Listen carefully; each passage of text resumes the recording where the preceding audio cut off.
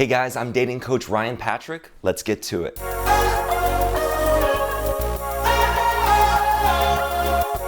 So okay, I know what you're probably thinking when you saw the title to this video. Really, one word that's gonna keep them glued to you? Yeah, right.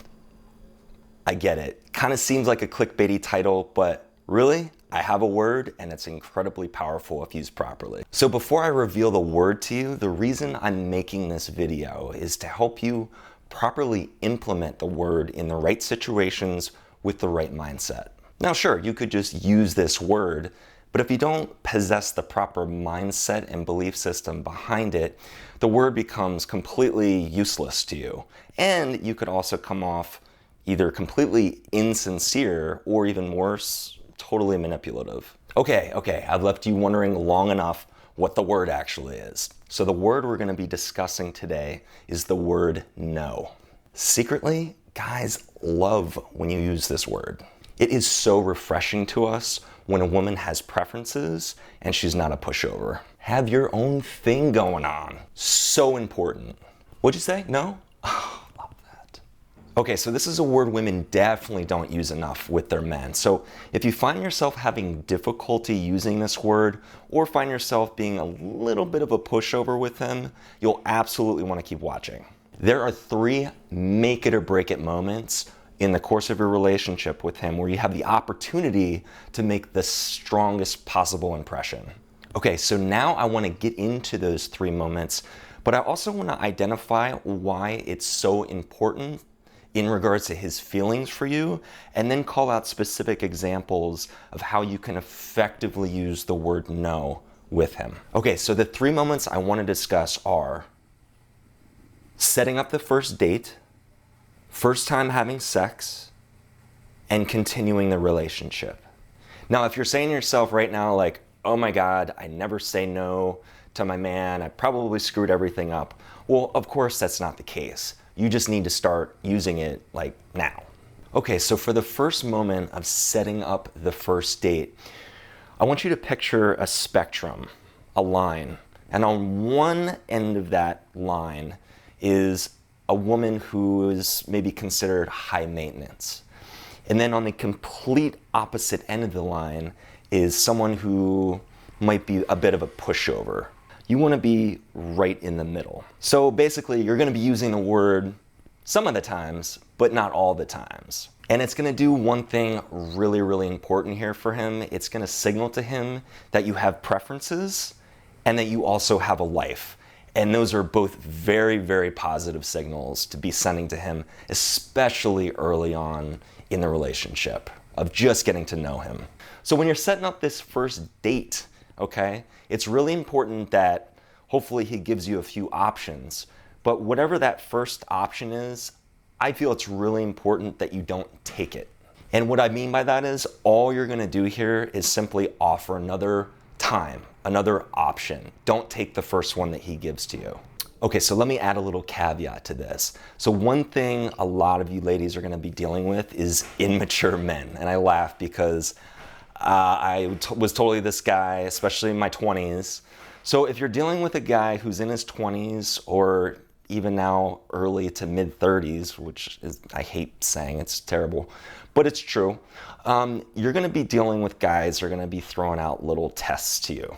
And it's just our way of kind of sorting through the pool that we have available to us to see who's the best match. So if you're not taking the first time that we send out to you through text or through phone call or in person, however you set up your first date, it just sends a little signal to us like, oh, well, what is she doing?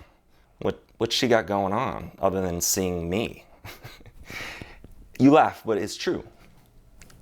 Okay, so now let's look at one end of the spectrum, the girl or the woman that's a pushover in the situation. She's just a yes person. She's gonna say yes to whatever time, the 3rd date, the 4th date. So what ends up happening for him is it's signaling that she's way too available. Okay, and I'm just getting all frazzled because I'm totally guilty of this. But in these tests, one test that men throw out is totally flaking on you. Like they just don't show up, they don't text you, they don't say anything, and they leave you guessing. And the reason those tests are given with this immature, irrational thought is that we want to see what you're going to do next. So I'm going to do a video later this week where I actually discuss what you should do if a guy flakes on you. And it'll be called, "He Just Flaked on Me." So you should definitely check out that video. I'll tell you exactly what to say through text message and how you can reverse engineer the situation to put you back in control. Okay, so now we've covered setting up the first date. All you want to do is simply suggest another time other than the one he suggests. Okay, now that we've covered setting up the first date, let's talk about something that has a few more consequences to it. I want to talk about sex. Setting up that first sexual encounter. 9 times out of 10, he's going to want to have sex as... That was weird. I don't mean to do that. So you're actually totally in control of this scenario, and might be a little difficult for you, especially if you're really attracted to him, things are going really well. So what I'm gonna propose is something pretty radical, but if you really look back in your history and maybe you've been in this situation before, you've probably had this intuitive thought that this is what you should have done, but you shouldn't have sex with him at all for the first month. 1 month. That's just gonna drive us guys crazy. Like, wow. Like, she's waiting. And it does things internally for us, which just has us thinking about you all the time.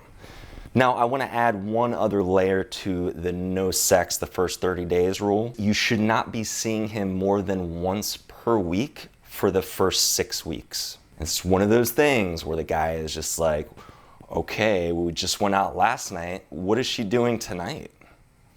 Who is she with? It's just planting all sorts of wonderful seeds in our head of, man, I need to lock this girl down. So if he asks for sex, just say no. No, thank you, I can't have sex with you. No, I'm sorry, I just can't have sex right now. Just can't do it. Just say no for 30 days. That's all you have to do. And what this is really doing is priming a potential long-term thing with this guy, because all of these things in the beginning, you've created a lot of value for your own time, which is something that guys value for themselves a lot. We love and value our time. We're not going to be going on pity dates. We're not going to be wasting time doing things that we don't want to be doing or spending time with people that we just do not want to be spending time with. So the third and final moment is deciding whether or not to continue your relationship with him.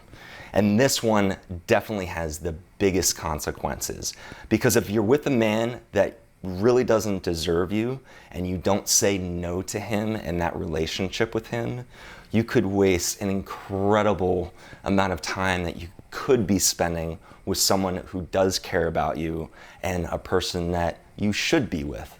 And guess what? We all want what we can't have. So just by saying no in these key moments really does so much for you in the long run.